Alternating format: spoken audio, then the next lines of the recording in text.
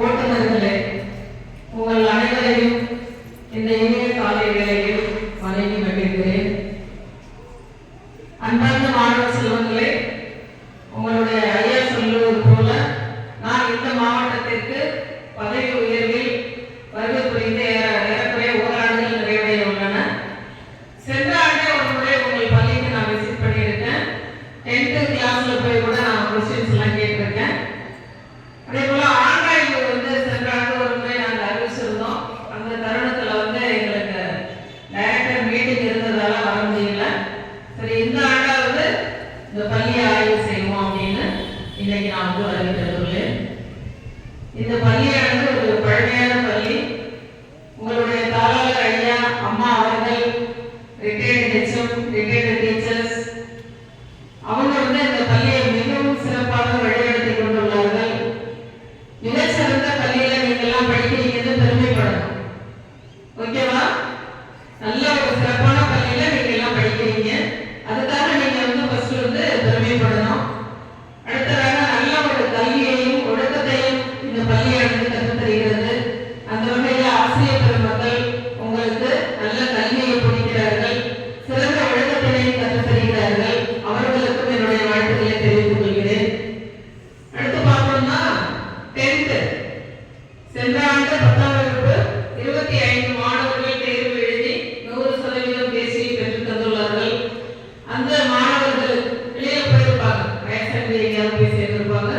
அந்த மாணவர்களுக்கும் அவர்களுக்கு பயிற்றுவித்த ஆசிரியர் பெருமக்களுக்கும் வாழ்த்துக்களை தெரிவித்துக் கொள்கிறேன். இந்த ஆண்டும் 10ஆம் வகுப்பு 100% தேர்ச்சியை பெற்றுத்தர வேண்டும். அதே போல மாவட்ட அளவில் சிறப்பிடம் பெற வேண்டும். சென்ற ஆண்டு மாவட்டத்துல முதல் மார்க் என்ன தெரியுமா? 10th நம்ம மாவட்டத்துல முதல் மதிப்பெண் 492. 3 ஸ்கூல் 496 மதிப்பெண்களை பெற்றிருந்தார்கள். அதே போல நீங்களும் 10ஆம் வகுப்பு மாணவர்கள் இந்த கல்வியாண்டுல அந்த மாவட்ட அளவில் முதல் இடத்தை பெற வேண்டும். அதுக்கு நீங்க முயற்சி செய்ய வேண்டும். முயற்சி திருவிளையாட்டும், விடாமுயற்சி விஸ்வரூப வெற்றியை தரும். படிச்சுக்குமா வீங்களாமா சொல்லுவாங்க. உங்களுக்கு நிறைய முயற்சியை கற்றுக் கொடுப்பார்கள். அந்த வகையில ஒரு சின்ன கதையை சொல்லலாம் இருக்கேன். நம்முடைய மறைந்த முன்னாள் குடியரசுத் தலைவர் ஐயா அவர்கள் மாணவர்களுக்கு நிறைய சொல்லியிருக்காங்க. மாணவர்களை பார்த்து என்ன சொல்லுவாங்க? கனவு காணுங்கள்.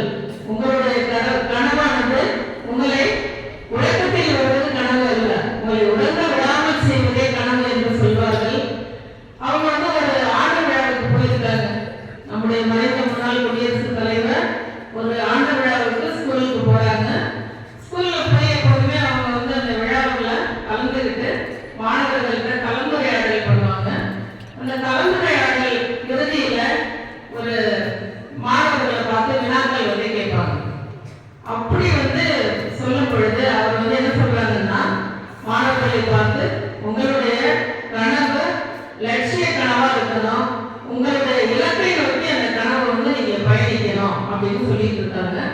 அப்போ ஒரு மாணவர் எழுந்து என்ன கேட்கிறாங்கன்னா, ஐயா நான் மிகவும் ஏழ்மையான குடும்பத்தில் பிறந்தவன், நான் நல்ல உயர்ந்த நிலைக்கு போகணுங்கிறது தான் என்னோட இலக்கு. அந்த இலக்கை நோக்கி நான் முயற்சி செய்யும் பொழுது எனக்கு நிறைய இடையூறுகள்லாம் வருது. அதனால நான் என்னோட அந்த முயற்சி தோற்று போயிடுது அப்படிங்கிற மாதிரி சொல்றான். அப்பா அவர் சொல்றாரு, நான் ஒரு குட்டி கதை சொல்றேன்ப்பா, அதுக்கு பிறகு நீ உன்னுடைய முயற்சியை நீ செயல்படுத்தி பாரு அப்படின்னு சொல்றாரு. அந்த குட்டி கதை என்ன அப்படின்னா, ஒரு காட்டுல நிறைய மரங்கள் இருக்கு. மரங்கள்ல நிறைய பறவைகள் தங்கியிருக்கு. அந்த பறவைகள்லாம் காலையில என்ன செய்யும்? இறை தேடி வெளியில போகும். சாயங்காலம் ஆனா திரும்ப கூட்டுக்கு வரும். அதுதான் இயல்பா நடந்துட்டு இருக்கும். ஒரு நாள் எல்லா பறவைகளும் இறை தேடி பறந்து போயிட்டு இருக்கு. திடீர்னு மழை வருது. மழை வந்தது என்ன செய்ய முடியல? பறக்க முடியல. சில பறவைகள் எல்லாம் என்ன செய்யுதுன்னா தன்னோட கூட்டை நோக்கி திரும்பி வர ஆரம்பிக்குது. சில பறவைகள் அங்கிருந்து இருக்கிற மரத்துல போய் தங்கிக்குது. ஆனா ஒரே ஒரு பறவை மட்டும் கழுது.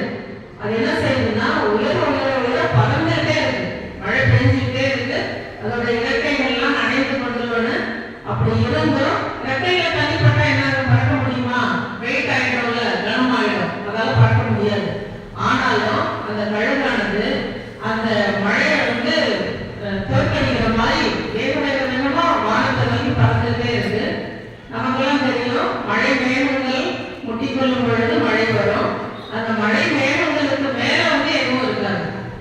இந்த பறவை கழுகானது அந்த மழை மேகங்களை தொட்டு அதை தாண்டி மேல போயிடுச்சு.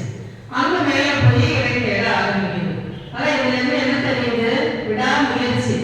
அது வந்து மழை பெய்யுது அப்படின்னு எங்கேயோ ஒரு மரத்துல போய் உட்கார்ந்ததில்ல, திரும்பவும் அதோட கூட்டம் நோக்கி போகல.